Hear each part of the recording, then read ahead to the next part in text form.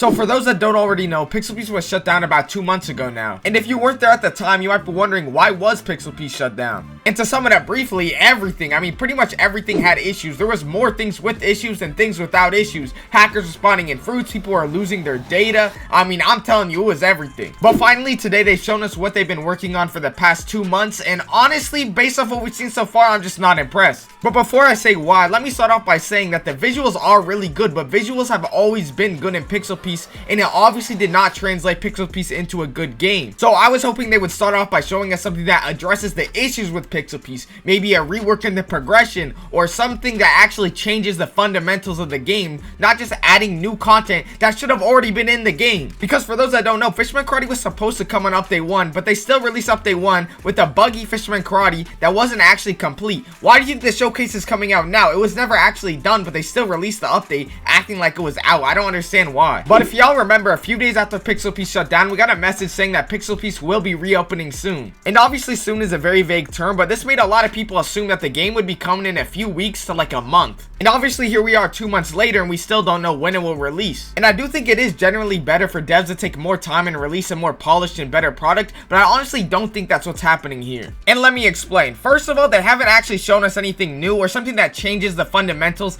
to actually fix the game. They might show that in the future, but I'm working off of based off what they have shown us right now. And also, I know they're about to show us Cutless Charlie 2, but this was also supposed to come out in update 1. And if we're being real here, I don't think a sword with probably 2 scales should be the needle mover here for your stance on Pixelpeace. But like I was saying, let me explain what I really think is going on here. I think what we're seeing here is the rell effect. For those that don't know, rell is a game that will be releasing in a few months. And if any of you guys have actually looked at the game, it's going to be releasing as an infinitely better game than Pixelpeace. I'm sorry, it's objectively true. So imagine you're the owner of Pixelpeace for a second. You know a game that's objectively better than yours is going to release in a few months. And you also know Roblox is really dry right now and there's almost nothing for players to play. So do you either take months of time to try to compete with a game that's probably impossible to compete with if you're Pixelpeace, or do you just add some new content, re-release the game, and make some money while the money is easy before rell releases? And I think the most logical answer that pretty much anyone would pick is just make the money while you can. But to be fair to Pixelpeace, I do think it's very likely that when they initially shut down, they did have the intention of making this something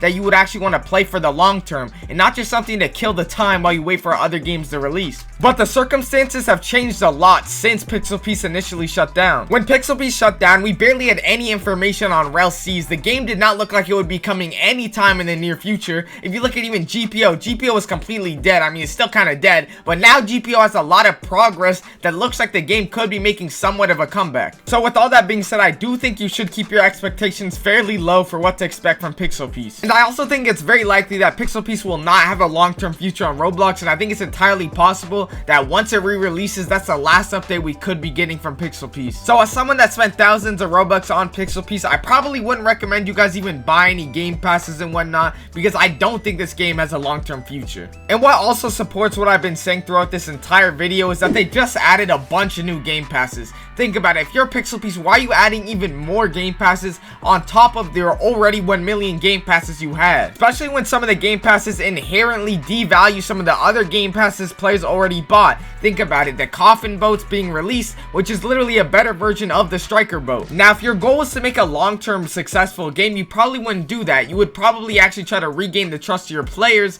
since you want to succeed in the long run. You're not just trying to make short-term money. And this is especially true for Pixelpeace. Think about it, Pixelpeace does not have the trust of the player base. They blatantly pretty much lied about what would be in Pixelpeace and set false expectations for the players, so you know they would buy game passes. Let's keep it real. I mean, there's a million examples of them doing this, but let's use the most popular one, which is them saying that their game will not be a bandit beater. It's hard for me to believe that they really believe that Pixelpeace had the perfect progression system and that it wasn't just a basic bandit beater. I think the real reason they blatantly lied about their progression and then said a bunch of other things about the game too, but I just don't need to get into everything, is to sell game passes. For those that don't know, they actually had a sale for game passes before the game came out that went on for like a week. They said it would only go on for 48 hours, but you know, they needed that money. Like, looking back at it, it doesn't even look like the devs believed in their own game. Like, I mean, logically, you're not gonna put a sale on your game passes for that long if you really believe in your game and believe that people are gonna play your game and then want to use money on game passes. Okay, I think I made it pretty clear my stance on Pixel Piece, but since we're here, let's look at what Pixel Piece could do to make the game as good as possible for its re-release. The first thing is a problem I've had with Pixel Piece even when the game initially released is that they don't actually release all the content they have. They didn't release Paw, they didn't release Smoke, when they already showed us they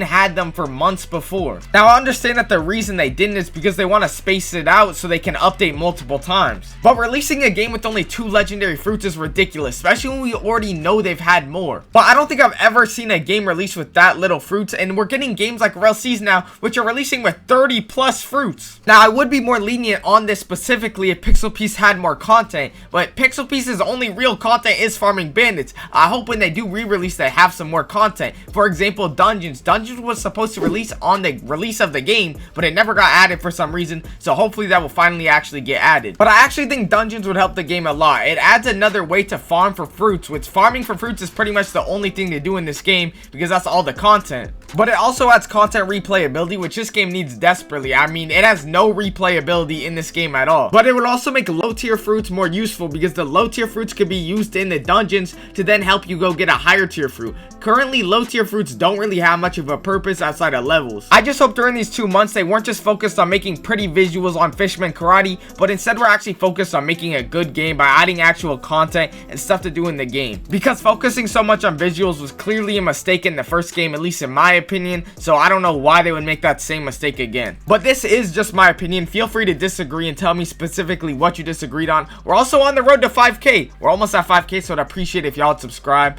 I appreciate y'all. Love y'all. Thank y'all. Later.